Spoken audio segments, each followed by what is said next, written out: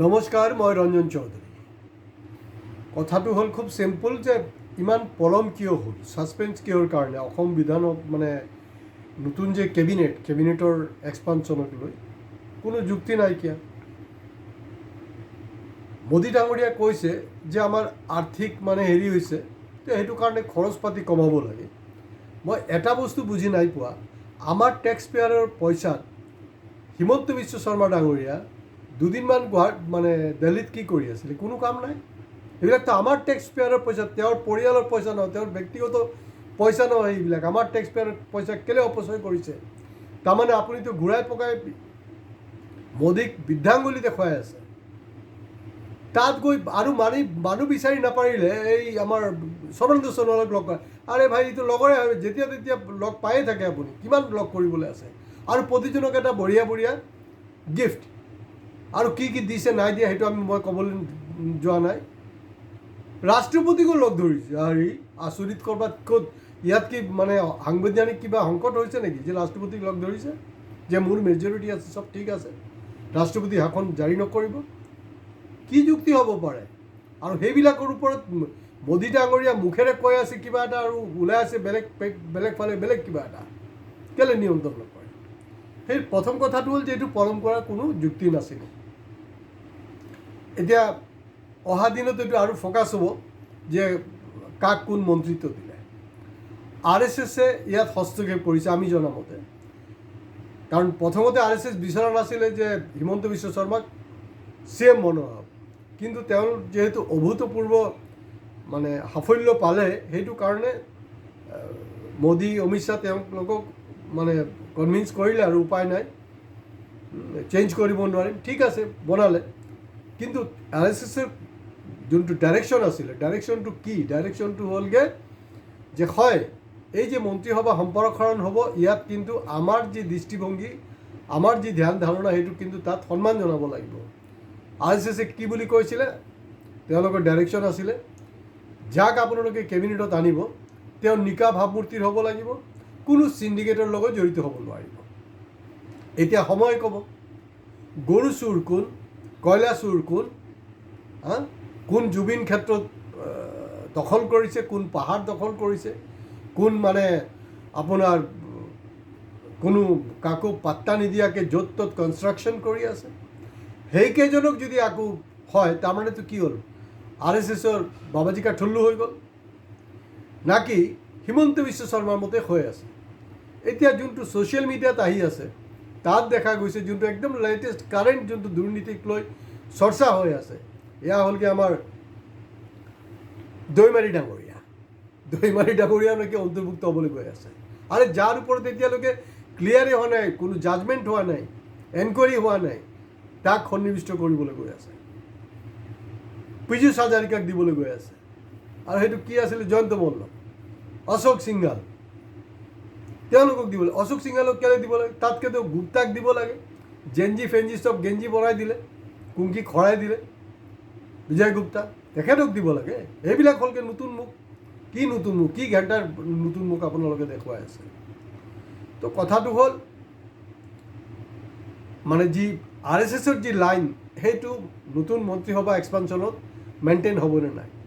দ্বিতীয় কথাটো হ'ল, যেতিয়া এই ইমান যে এটা জয় যে হৈছে, এইটো আচলতে হিমন্ত বিশ্ব শৰ্মাই নিজেও ভবা নাছিলে। হৈ গ'ল, কাৰণ এইটো হ'ব পাৰিলে আমাৰ বিৰোধীৰ মূৰ্খামিৰ কাৰণে হৈছে। আৰু দ্বিতীয়তে হ'লগৈ অখিল গগৈৰ যোনটো লেংমৰা ৰাজনীতি, সি যে বিজেপিৰ বি টিম হৈ কাম কৰি আছে, তাৰ কাৰণে এইটো সম্ভৱপৰ হৈছে। মই কেইবাটা এপিছ'ডত কৈছোঁ, মই সেইকাৰণে বাৰে প্ৰতি কৈ থাকোঁ যে আপোনালোকে ছাবস্ক্ৰাইব কৰিব।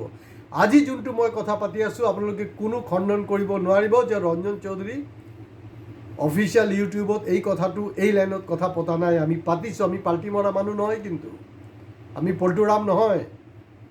আমাৰ প্ৰতিটা ভিডিঅ' চাব, চব লিংক আছে।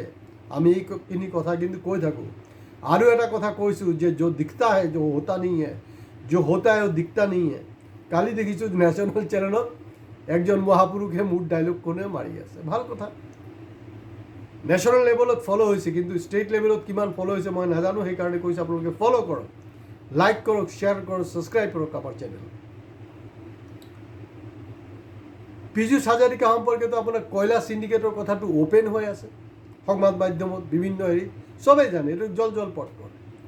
গৰু চোৰ কোন? জয়ন্ত মল্ল বৰুৱা। অশোক সিংহালৰ বেকগ্ৰাউণ্ড কি? চবটো স্পষ্ট হৈ গৈছে ন। তাৰ পিছতো যদি তেওঁলোকে সন্নিৱিষ্ট হয়, এতিয়া ডাল মে কালা নেই, পুৰা ডাল হি কালা হয়। নেক্সট আহোঁ হিমন্ত বিশ্ব শৰ্মা ডাঙৰীয়াই কি কৈছিলে।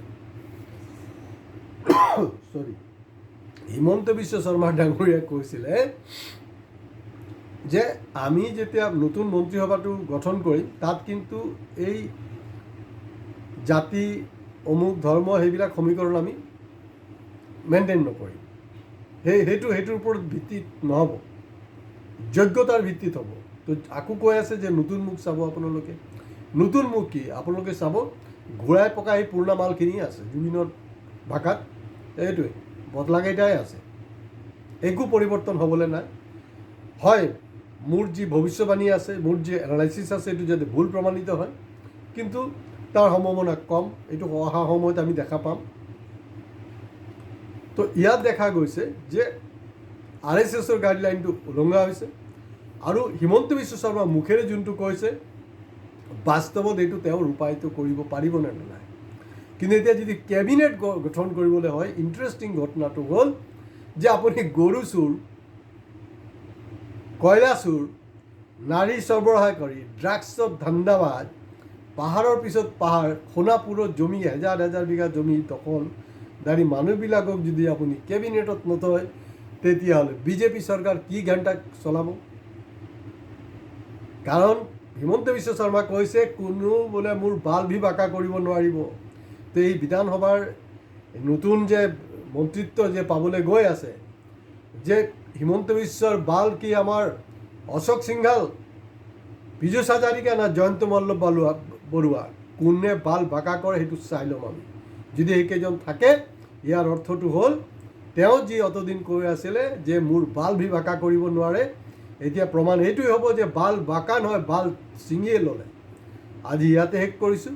কিছু কথা আহি যায়, কোনো উপায় নাই, কাৰণ আমাৰ দেশৰ প্ৰধানমন্ত্ৰী, আমাৰ দেশৰ মুখ্যমন্ত্ৰী, তেওঁলোকে যি খুচি আনপাৰ্লামেণ্টাৰী কথা পাতে, মোতকৈ লেতেৰা কথা পাতে। তো গতিকে মই ভাবোঁ যে সেইটো হিচাপত মোৰ কথা বতৰাবিলাক তুলনামূলকভাৱে ভাল। আজি ইয়াতে শেষ কৰিছোঁ। হয়, আমি কিন্তু সোধাই নেৰোঁ, আমি চাম যে কাক কাক সন্নিৱিষ্ট কৰিছে, তাক একজন একজনকৈ কিন্তু আমি ফাদিল কৰিম। যদি RSSৰ গাইডলাইন্স মেইনটেইন নহয়, যদি হিমন্ত বিশ্ব কোৱাৰ মতে কথাবিলাক নাই হোৱা। আজি ইয়াতে শেষ কৰিছোঁ। নমস্কাৰ।